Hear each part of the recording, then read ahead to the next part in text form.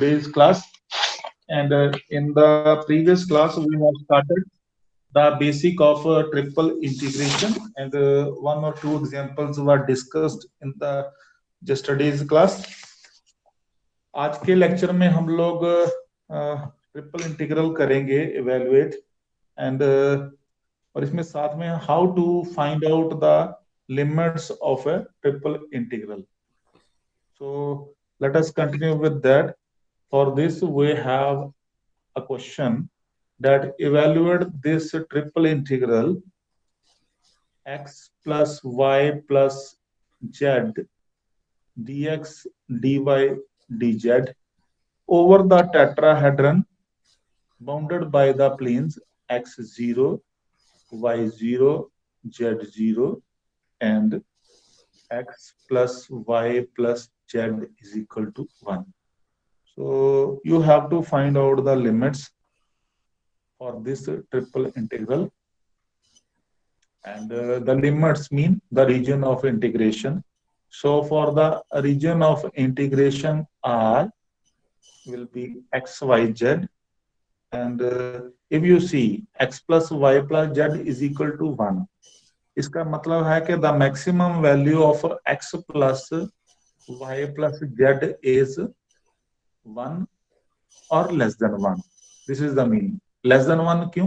Because x 0 से है, y भी 0 से है, z भी 0 से है. So that's why. And what does it mean? अब हमें we have to construct the limits, and हमें पहले ही डिसाइड कर लेना पड़ेगा कि हमें किस वेरिएबल का लिमिट वेरिएबल में चाहिए. जैसे सपोज आई डिसाइड के x को लिमिट मुझे वेरिएबल्स में चाहिए, तो x का जो लोअर लिमिट है वो तो 0 है, यहां से आ जाएगा, एंड अपर लिमिट यहां से आएगा.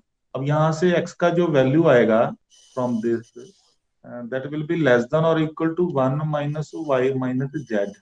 So it means its upper limit is 1 minus y minus z. This is the limit for x. And then after we take the order of y, the lower limit of y is 0, and for the upper limit, अब हमने जब y का value निकालना है और y का upper limit find out करना है, तो इस वैल्यू से करना है. So in this value you just take 1 minus z. How? क्योंकि पहले हमने x का लिमिट फाइंड कर लिया और x का जब हम इंटीग्रेट कर देंगे तो x का वेरिएबल फिनिश हो जाएगा, फिर हमारे पास y का फॉर्म में और z का फॉर्म में आ जाएगा, और y और z के हिसाब से फिर हमारे पास बच जाएगा 1 माइनस z ओनली. y का लिमिट y में नहीं हो सकता, तो for finding out the limits of y, इस अपर लिमिट में y को 0 ले लेना है. सो y 0 लिया तो 1 माइनस z बचेगा. Similarly the lower limit of z is 0, and for the upper limit अब हम इसको यूज करेंगे. देखिए, सबसे पहले हमने x का अपर लिमिट ये यूज किया, फिर जब y का फाइंड किया यहाँ y 0 कर दो, ये आ गया. फिर अब जब हमने z का फाइंड करना तो यहाँ z को 0 कर दोगे तो 1 आ जाएगा. तो this is the way to construct the limits of integration. इस limit of region of integration को आप जब डबल इंटीग्रल में करते थे तो r लिखते थे, लेकिन अब हम लोग आ गए हैं ट्रिपल इंटीग्रल में. तो ट्रिपल इंटीग्रल में we shall not use r, it is suitable to use capital V because that is for volume integral. So therefore the volume integral capital V ये एक तरह से स्टैंडर्ड वर्ड है volume integral के लिए, and इसको हम ऐसा भी कह सकते हैं, V इज इक्वल टू भी कर सकते हैं, और we can write on like this also, that is over V, and that is x plus y plus z dx dy dz. Then substitute the limits. The upper limit in a variable is 1 minus y minus z. सबसे पहले हमें interval में ये लिखना पड़ेगा, फिर second limit आएगा y का 0 से 1 माइनस z, फिर लिमिट आएगा 0 से 1. तो x plus y plus z dx dy dz. अब हम 1 by 1 इसको इंटीग्रेट कर देंगे और देखने वाली बात है कि x का लिमिट फाइंड किया है y माइनस जेड में, y और z में फाइंड करा है। सो इसका मतलब सबसे पहले हमें x से ही इंटीग्रेट करना पड़ेगा। तो integrate it with respect to x, और इस फैक्टर को x से जब करा, that is x square over 2 plus x y plus x z dy dz. The lower limit is 0 and upper limit is 1 minus y minus z. Now substitute the limits. Upper limit, that is 1 minus y minus z square over 2, 1 minus y minus z into y plus 1 minus y minus z into z, and for lower limit 0, तीनों factor का value 0 आ जाएगा। अब हमने integrate करना है second variable y से। y से ही क्यों करना है? क्योंकि y का लिमिट z में है। देख लीजिए 0 से 1 माइनस जेड। तो y का लिमिट क्योंकि वेरिएबल में है, इसीलिए हमें y से पहले करना पड़ेगा। और जिसका लिमिट कांस्टेंट में लिखा है हमने, ये हमने शुरू में ले लिया। आपका ऑर्डर चेंज भी हो सकता है। मान लीजिए आप मैंने कांस्टेंट का लिमिट, कांस्टेंट फॉर्म में लिमिट लिया है जेड का, और अगर आप एक्स का लिमिट कांस्टेंट में लेते हैं और वाई और जेड का लिमिट वेरिएबल में लेते हैं, तब भी आंसर उतना ही आएगा। आप इसको घर पर ट्राई करेंगे by changing the order of integration, और you will get the same answer. So let us evaluate for this now. Before integrating it, you should simplify it a little. Let us simplify it. Let us see what we get here. अगर आप इसको थोड़ा सा और easy करना चाहते हैं कि आप लोग इसको थोड़ा सिंपल वे में कर लें, अभी if you see 1 minus y minus z, 1 minus y minus z and 1 minus y minus z can be taken common. तीनों में है। इनसाइड क्या बचा? 1 minus y minus z over 2 plus y plus z divide by into dy dz। ये हमारे पास बच जाता है 0 से 1 and 0 से 1 minus z, 1 minus y minus z into, when you will take LCM, there is the LCM is 2, 1 minus y minus z, 2y plus 2z dy dz. Now you can simplify it. 0 से 1, 0 से 1 minus z, 1 minus y minus z,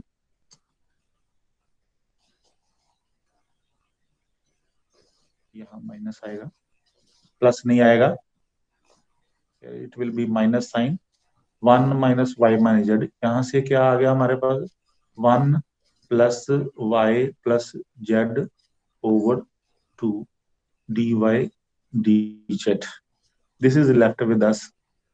Now one simple thing is, अब यहाँ पर एक तरह से factor नहीं बन रहा है, तो बढ़िया होता है अगर एक तरह से फैक्टर बन जाता है, क्योंकि हमें इंटीग्रेट करना है y से, तो हमें इन दोनों फैक्टर्स को मल्टीप्लाई करना पड़ेगा। तो for multiplying what we shall have, इसको हम थोड़ा रफ में कर लेते हैं। 1 plus y plus z, then we have minus y, then we have minus y square minus y z, then minus z, then we have minus yz, then we have minus z square. So y is cancelled with y, z is cancelled with z. Ultimately, you are left with ये हमारे पास बच जाता है 1 minus y square minus 2yz minus z square, और नीचे आपके पास 2 है dy dz. Now you can integrate it now. Integrate it with respect to y. So what we have, y minus y cube over 3 minus 2y square z over 2 minus y z square, and the limits are 0 से 1 minus z dz. This is cancelled. Put the limits, and for the upper limit is 1 minus z, that is 1 minus z, 1 minus z cube over 3, 1 minus z square into z minus 1 minus z into z square. Together with this we have dz. Now you just need to integrate it again. And what we are left with, we have to integrate it. And for this, इसको थोड़ा सा simplify करने का और कोशिश करिए ताकि हमारे पास कुछ और सिंपल बन जाए. 1/2 0 से 1, यहाँ से आ जाएगा 1 minus z, and that is minus of, ये बनता है a minus b whole cube, that is a cube minus b cube minus 3ab into a minus b. This is the formula we have.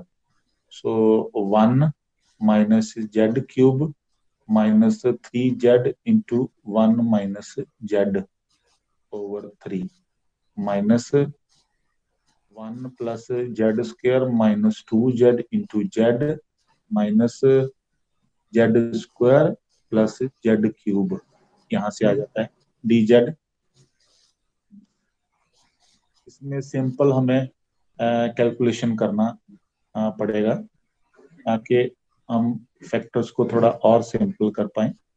यहाँ से हमारे पास बन जाता है -1/3 plus Z cube by 3, and that is plus 3z upon 3. 3 cancel हो जाएगा, z बचेगा, plus और माइनस माइनस जेड स्क्वायर बचेगा.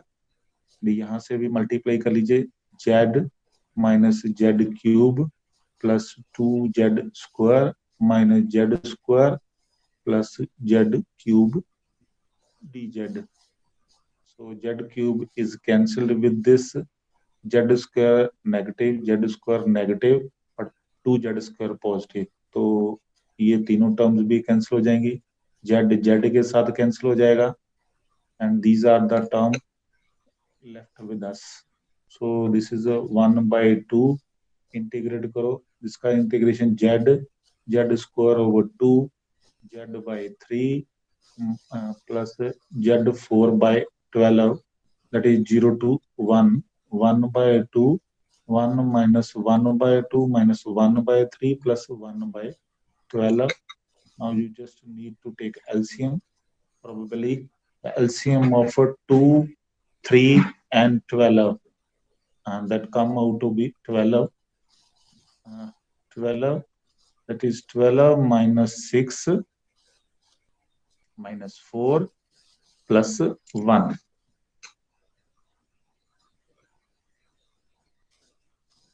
That should be plus 1. So that is 13 minus 10, 3. 3 over 4, that is a 1/2 into 1/4, 1/8. This is the value we shall get after solving this. Okay? Is it clear to you? Yes, sir. Yes, sir. ये just simple integration है. Simple integration में limits हमने भर देनी है. The important thing is how to find out the limits of this integral. This is important. आपने ये चीज सीखना है कि हमें लिमिट का कंस्ट्रक्शन कैसे करना है. ये लिमिट का कंस्ट्रक्शन हमने किया है by finding out the volume of integration. So this is the limit of construction in the form of variables. This is important. Otherwise हमारे पास डायरेक्ट इंटीग्रल है जो हम लोग कर रहे हैं, और इंटीग्रेशन करके हमारे पास इजी क्वेश्चन का आंसर आ जाता है। बाकी और कुछ नहीं है, सिंपल इंटीग्रेशन। ऐसा ही हमारे पास एक और क्वेश्चन है, you need to evaluate a triple integral dx dy dz upon x plus y plus z plus 1 whole cube over the region x greater than और 0 equal to 0, y greater than और equal to 0, z greater than और equal to 0, x plus y plus z less than और equal to 1. This is also somewhat similar to previous question, that how to find out limits of the integral. V is the volume of integration, and lower limit is clearly 0 in all the three cases. So x varies from 0 to 1. मैं पहले limit constant का लिख रहा हूँ, फिर हम लोग y का लिमिट फाइंड करते हैं. The limit of y will be 1 minus x upper limit, and the limit of z will be 1 minus x minus y, by using the same procedure as we have done in the previous question. Therefore, triple integral over v dx dy dz x plus y plus z plus 1 whole cube. This is we need to evaluate. और it is clear कि जो x का limit है वो constant में है, तो constant का लिमिट सबसे पहले आता है, फिर सेकंड 1 आता है, 0 से 1 माइनस एक्स, फिर 0 से 1 माइनस एक्स माइनस 1. ये जो लास्ट वाला है ये z का लिमिट है, इसका मतलब सबसे पहले इंटीग्रेट भी z से ही करना है. So we can write down dz over x plus y plus z plus 1 whole cube. This is we have to use. Then you can write down dy dx. If you need, if you feel it, you can use a bracket term here. This is the bracket. इस bracket से हमें ये पता चलता है कि हमें z से पहले इंटीग्रेट करना है, और फिर हमें y से करना है, कि हम बाहर वाली एक और ब्रैकेट डाल सकते हैं. Okay, sir. Now for integrating it हम लोग क्या करेंगे, क्योंकि ये फैक्टर डिनोमिनेटर में है, तो हम लोग इस फैक्टर को सबसे पहले न्यूमरेटर में ले जाएंगे, x plus y plus z plus 1 raise to power -3 dz dy dx. Now अब इंटीग्रेशन आसान है, 0 to 1 माइनस x इंटीग्रेशन करना है z से, तो इट इज क्लियर. इसका इंटीग्रेशन बनेगा x plus y plus z plus 1 raise to power -2 upon -2, and z का कोएफिशिएंट कितना है, 1 है, तो -2 into 1 that is -2. The limits are 0 to 1 minus x minus y. Now you can use the upper limit. First of all, upper limit है z का 1 minus x minus y. तो जब आप लोग अपर लिमिट भरेंगे z की जगह पर x प्लस वाई, अब z का लिमिट कितना है, 1 माइनस एक्स माइनस वाई, और यहाँ 1 ऑलरेडी भी है, plus 1 raise to power -2, and ये अपर लिमिट के लिए. और जब आप लोग लोअर लिमिट भरेंगे 0 z की जगह पर, तो आपके पास बन जाएगा x plus y plus 1 raise to power -2 dy dx. और नीचे जो -2 है इसको आप लोग बाहर कर सकते हैं as a constant. So 0 to 1 minus x cancel, y cancel, there is 2, 1 plus 1 is 2, and this come out to be 1 over 4 minus x plus y plus 1 raised to power -2 dy dx. अब the second variable of integration is y, और y का limit है in terms of x. तो अब आप लोग y से integrate कर देंगे, 1/4 का इंटीग्रेशन y by 4, और यहाँ पर आएगा x plus y plus 1 raise to power -1 upon -1, and the limits are 0 to 1 minus x dx. Now you can substitute the limits. When you substitute the upper limit 1 minus x, so here you will get 1 minus x over 4, and here that is minus and minus is plus, and in place of y you need to substitute 1 minus x plus 1 raised to power -1. This is for upper limit, and for lower limit that should be 0. तो y की जगह 0 भरेंगे तो ये 0 बन जाएगा, और जब आप y की जगह पर 0 भरेंगे तो आपके पास पहली बात तो यहाँ नेगेटिव साइन आना चाहिए, ये नेगेटिव साइन देगा आपको, एंड y की जगह 0 भरेंगे तो बन जाएगा x प्लस 1 का पावर -1 इंटू dx। तो ये आपके पास बन जाएगा। अब थोड़ा सा इसको सिंपल करते हैं, x कैंसिल हो जाएगा, एंड यहाँ पर -1/2 है, यहाँ पर 0 to 1 है, यहाँ बचेगा 1 minus x over 4, यहाँ बनेगा 1 plus 1 2, 2 का इनवर्स होता है 1/2, और यहाँ पर बनेगा -1 by x plus 1, and that is dx. Now you just need to integrate it, but before integration a little bit simplification is required. थोड़ा सिंप्लीफाई कर दें तो बढ़िया रहता है, and let us simplify it.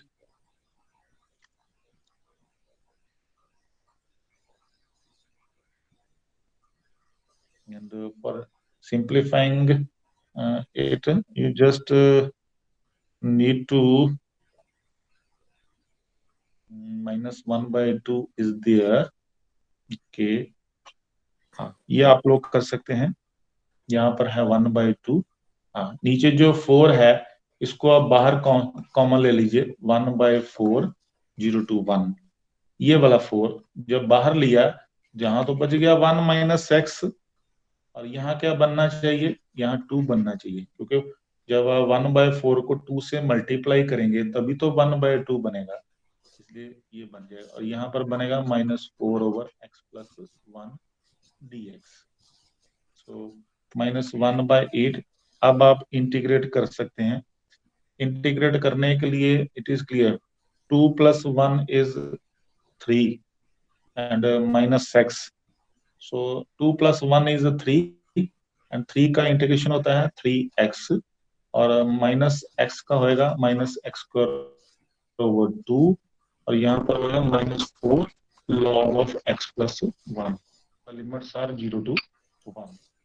Now substitute the limits, -1/8, put upper limit 1, that is 3 minus 1/2 minus 4 log 2. This is for upper limit, and for lower limit 0, this come out to be 0, this also come out to be 0, and this will give you 4 log of 1, और 4 log of 1 भी 0 ही रहता है, ये भी 0 ही होएगा, -1/8, 3 2 is 6 minus 1, 5/2 minus 4 log of 2, ये आपके पास बच जाता है। इसको अगर थोड़ा सा और सिंप्लीफाई करना चाहते हैं तो इसको इनसाइड में मल्टीप्लाई कर दीजिए, -5/16 plus 1/2 log of 2। This is the required result after evaluation. Sir तो ये जी बेटे, सर हम लोग की केमिस्ट्री की क्लास स्टार्ट हो गई है। okay, I stop my class here, and I think it is clear to you, and I will upload my class on YouTube also, you can see over there, and ask me any question if you have. Thank you very much. Thank you sir. Thank you so much, sir.